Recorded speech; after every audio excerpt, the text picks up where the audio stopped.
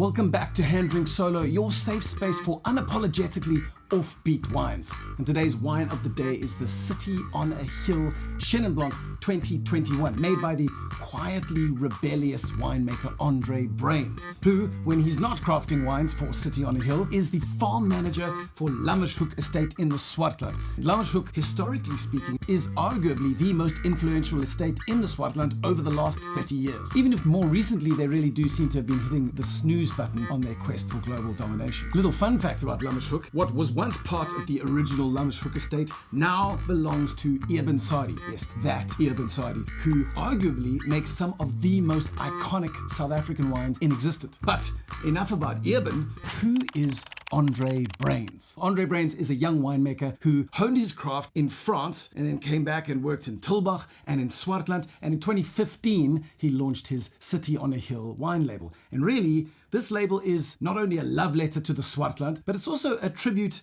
to the Christian scripture of Matthew 5:14-16. And the point of the scripture is that the Christian lifestyle or the Christian individual is supposed to be a light to the world that is visible and distinctive and points to a better way. And I think in that sense, the connection to Andre's winemaking is that he wants the City on a Hill wines to, in the same way, be distinctive and point to a better way.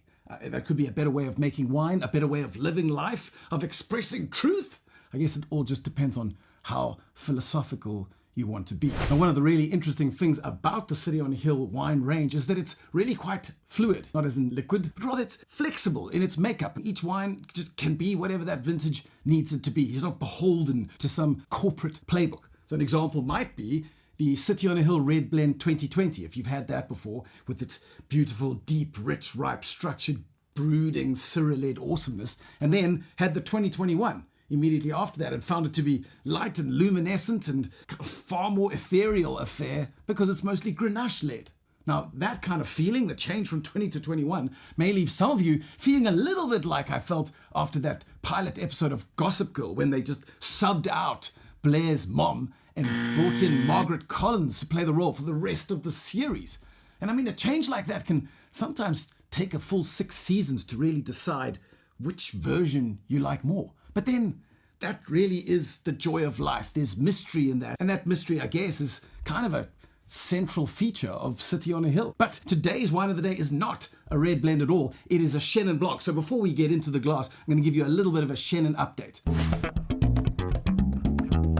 Firstly, Chenin is still South Africa's most planted cultivar, and it's been that way for at least 125 years since Phylloxera, roughly, but arguably possibly before that as well. The only cultivar that has come even close to challenging Chenin Blanc's crown is, interestingly enough, a Sauvignon Blanc, which really has only moved into second place in 2024. And here's the kicker: South Africa has more Chenin Blanc than even France has, its indigenous homeland. So we out-Loire the Loire. And historically speaking, the French often lent into a slightly off-dry style and made some absolutely incredible Chenin Blancs. But in the last 30 years in South Africa, we have very much gone the route of bone-dry, beautifully textured, and really scintillatingly diverse if you compare the various styles across South Africa's microclimates, from the Swartland through to Stellenbosch, through to high-altitude stuff in the Citrusdal Mountains. And really, these styles together have formed a textbook or global benchmark for what Chenin Blanc really can be at its very best. But let's not talk about benchmarks, let's see what it's like in the glass.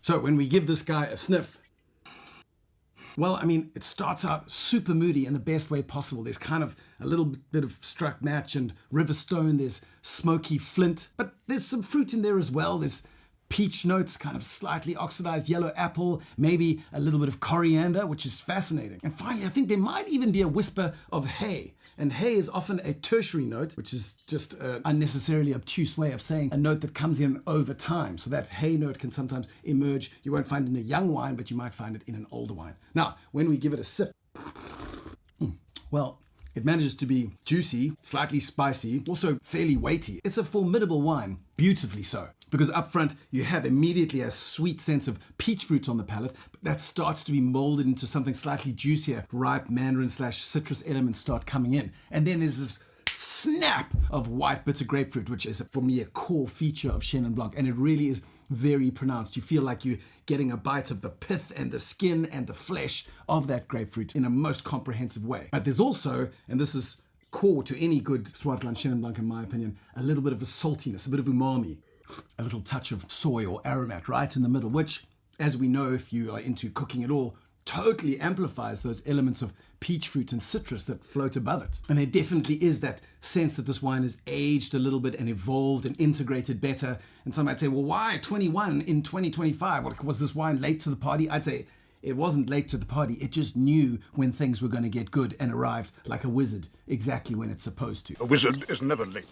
Frodo Baggins. So, to keep you company while you finish this glass, I've left links to 2 videos. One of them covers Jasper Wickens' Swerve Swartland Red Blend, which is an amazing wine in itself, and in some senses, a beautiful answer to something like City on a Hill's Red Blend. The other video is on Lammerhoek Estate and their Mysteries White Blend, and this will just give you some lovely historical context on the Swartland and the Swartland Revolution. Until next time, stay curious, drink niche, and always say yes to the adventure.